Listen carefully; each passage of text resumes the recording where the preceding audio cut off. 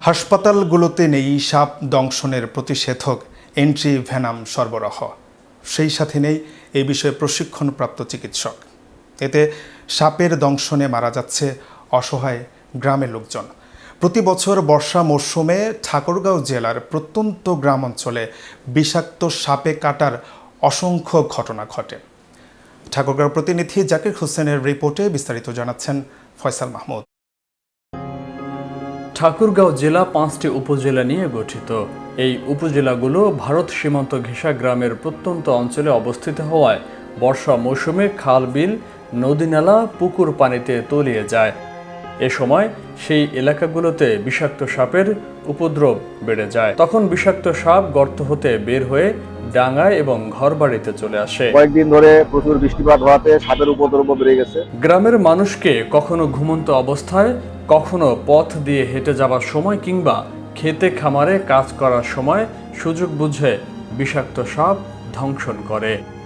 সাপ কাটা রোগীদের ভ্যাকসিন নাই, সরকার যেন অতি সত্বর আমাদের হসপিটালে ভ্যাকসিন সরবরাহ করে। সাপ ধ্বংসনের পরে গ্রামের মানুষ ওঝা বা কবিরাজের কাছে চিকিৎসা নেন। যখন ওঝা বিষ নামাতে পারে না, তখনই তাদের নেওয়া হয় জেলা বা উপজেলা স্বাস্থ্য কমপ্লেক্সে।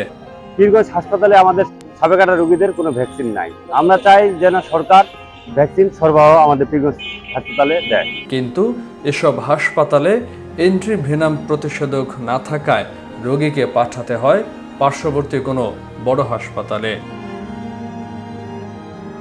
শেষ মুহূর্তে রোগীকে হাসপাতালে নেয়ার কারণে তাকে আর বাঁচানো যায় না। রানীশংকৈল উপজেলা স্বাস্থ্য কমপ্লেক্সের RMO ডাক্তার ফিরোজ আলম বলেন, আসলে ইদানিংকালে সাপের উপদ্রব খুব বেড়ে গেছে।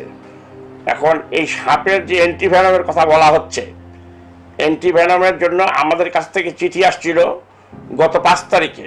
গত 5 তারিখে বলতে 5/7/2023, যে সাপের উপদ্রব এলাকাবাসী এবং কতটা উপদ্রব আছে সেই মোতাবেক একটা মেজারমেন্ট করে আমাদেরকে অ্যান্টিভেনাম দেওয়া হবে NCDC কর্নার থেকে, মানে নন কমিউনিকেবল ডিজিজ কর্নার থেকে। আমরা আমাদের জনসংখ্যার অনুপাতে আমরা চাহিদা প্রেরণ করেছি, কিন্তু এখন হাতে পাইনি। হাতে পেলে আমরা অ্যান্টিভেনাম এখানে আমরা পুশ করতে পারবো। রানীশংকৈল উপজেলা পরিষদের চেয়ারম্যান মুন্না বলেন, সাপে কামড়ালে যে ভ্যাকসিন দেয়া যায় সেটা অনেকে জানেনই না। এই ভ্যাকসিন স্থানীয় হাসপাতালে নেই, স্থানীয় ফার্মেসিতে এটা পাওয়া যায় না বলে জানান তিনি। এই ব্যাপারে জানতে চাইলে ঠাকুরগাঁও সিভিল সার্জন ডাক্তার নূর নেওয়াজ বলেন,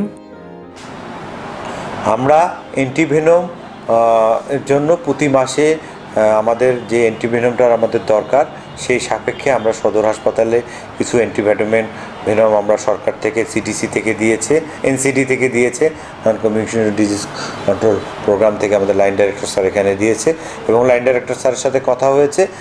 তিনি চাহিদা পাঠিয়ে দিয়েতে বলছেন, আমরা চাহিদা পাঠিয়ে দিয়েছি উপজেলা ভিত্তিতে এবং 50টি ভ্যাকসিনের বরাদ্দ হয়েছে। এগুলো আমরা CMHDর মাধ্যমে, এটা ঢাকা থেকে দেওয়ার কথা ছিল, সেটা সম্ভবত BGB হসপিটাল বা এরকম একটা ট্রাস্ট হাসপাতাল থেকে, যে উৎস থেকে দেখ না কেন, আমরা চা পাওয়া মাত্রই 5টি উপজেলায় 5/10 50টি ভাগ করে দিব। প্রতিটি জেলা উপজেলার হাসপাতালে যদি এন্ট্রিভেনাম প্রতিষেধক রাখা হয়, তাহলে সাপের দংশন হতে রক্ষা পাবে ভুক্তভোগীরা, এমনটাই মনে করছেন ঠাকুরগাঁওবাসী। ফয়সাল মাহমুদ, বিশ্ব বাংলা 24 ন্যাশনাল ডেস্ক।